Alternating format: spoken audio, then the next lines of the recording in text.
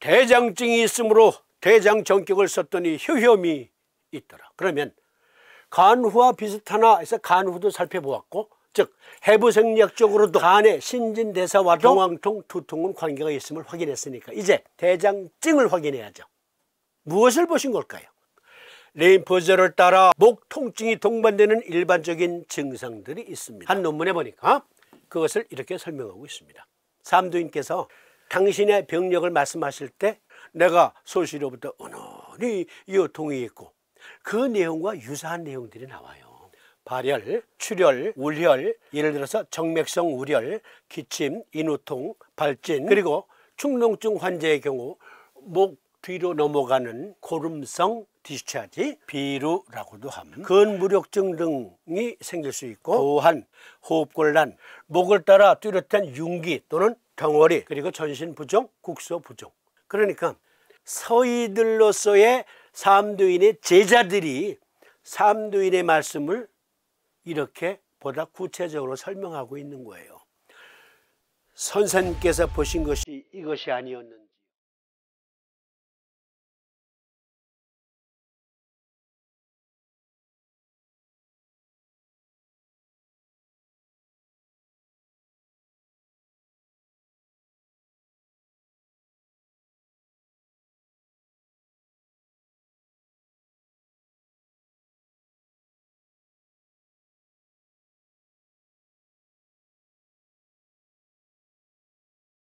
앞다투어서 도인의 논문을 보충하고 있습니다. 아니, 현대어로 설명하고 있어요. 어린이의 경부 림프절 질환. 한 여자가 항시 두 항통이 있는데 10살 전후에 경항통이 있었다 한다. 어린이의 경부 림프절 질환이라는 논문을 인용해 봅니다. 림프절은 신체의 면역체계에서 필수적인 부분이며 따라서 많은 전염성, 자가면역성, 대사성, 악성 질환 등의 영향을 받는다. 경부 림프절은 특히 중요한데, 특히 어린이들 사이에서 중요한 측면인 외부 세계와의 접촉의 핵심 지점을 위한 최초의 배수 스테이션이며 아이의 날씬한 목에 노출된 위치에 조기 임상 징후를 나타낼 수 있기 때문이다 그랬는데, 그러니까 입, 인후, 코, 눈, 귀, 호흡기 등의 시스템과 관련된 림프 면역 관련성, 그걸 지적하고 있는 거예요. 그러니까 삼두인께서 보신 이 여자의 경우 10살 전후서부터 이 풍필상부와 관련된 면역 질환을 앓고 있었다. 그래서 눈도 잘 보이지 않고 경황통도 있고, 그리고 우리가 지지난 시간에 살핀 것처럼 이럴 경우에 재부동계가 심하거든요. 풍필상부 체기허약, 즉 빈혈증을 가지고 있을 수가 있어요. 그리고 소화기 질환을 갖고 있으니까 복통설사가 있을 수도 있어요. 그래서 살이 붙질 않아. 먹어도 체력이 회복되질 않아. 계속 새나가니까. 다시 읽어드립니다. 한 여자가 항시 두 혹은 경항에 통감이 심하고 발작 시에는 깜짝깜짝 놀라며 거한 시물이 불능한데 듣건대 10살 전후에 경항통이 있었다 한다.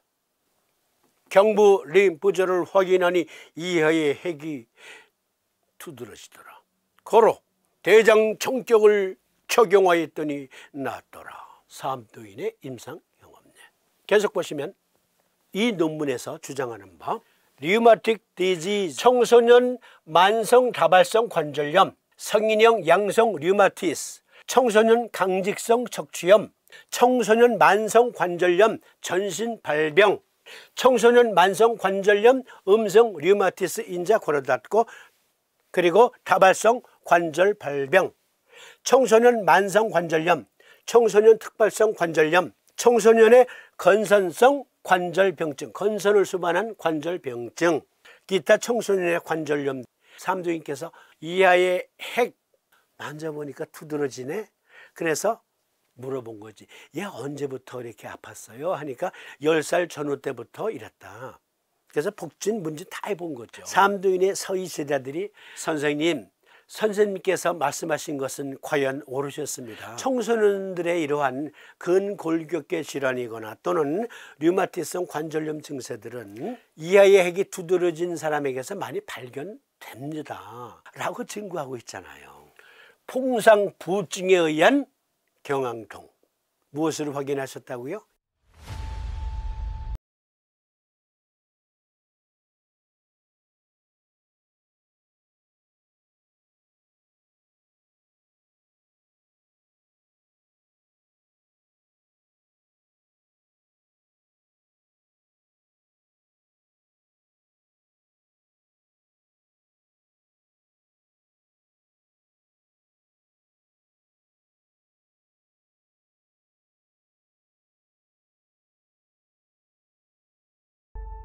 이하의 핵으로.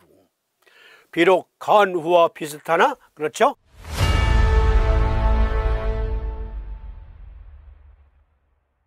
삼두이는 격막신경은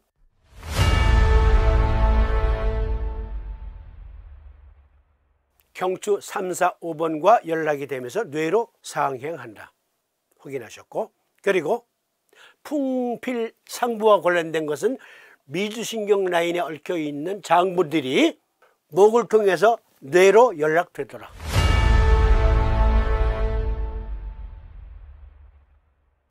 해부학적 지식을 갖추고 계셨고 결론적으로 이렇게 말씀하시죠. 다시 읽어드릴게요. 비록 간후와 비슷하나 대장증이 있으므로 대장정격을 썼더니 효염이 있더라.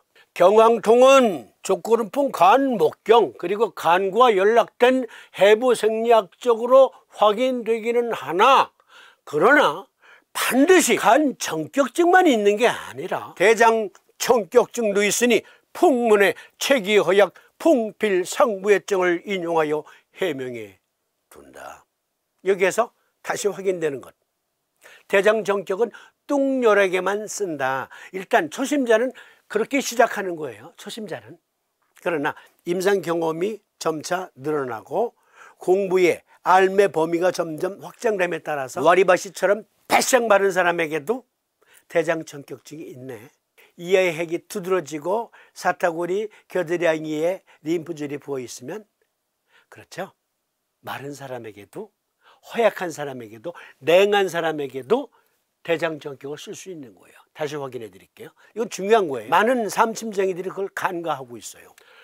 풍문의 체기 허약 풍필상부해증을 인용하여 대장정격증에 의한 경황통도 있음을 해명해 두니 배우는 자들은 특히 잘 살펴 환자들에게 알맞는 치료를 해주도록 하라는 삼두인의 말씀. 풍필상부와 관련된 대장정격증 기초틀잡기.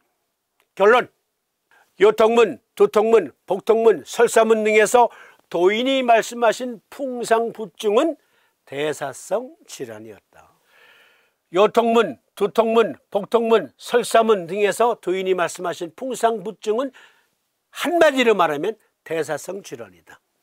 림프절은 신체의 면역체계에서 필수적인 부분이며 따라서 많은 전염성, 자가면역성, 대사성, 악성 질환의 영향을 받는다. 혹은 항핵이 되고 혹은 후열이 되고 혹은 체기가 허약하여 하구와 모태 부족과 탁월한 체력이 부족하여 면역력이 약하고, 네, 대장정격을 적용해야 될 병증들이 오늘날 많습니다. 아주 많아요. 잘 모르겠거든 일단 만져보는 거예요. 만져봐서 이하의 핵이 두드러지고 사타구니 겨드랑이의 림프절이 두드러지면 대장정격 적용하세요. 거의 낫습니다. 그러면 이어서 덧붙이는 토론. 암은 대사성 질환입니까? 네, 이것은 이어서 보내드리도록 하겠습니다.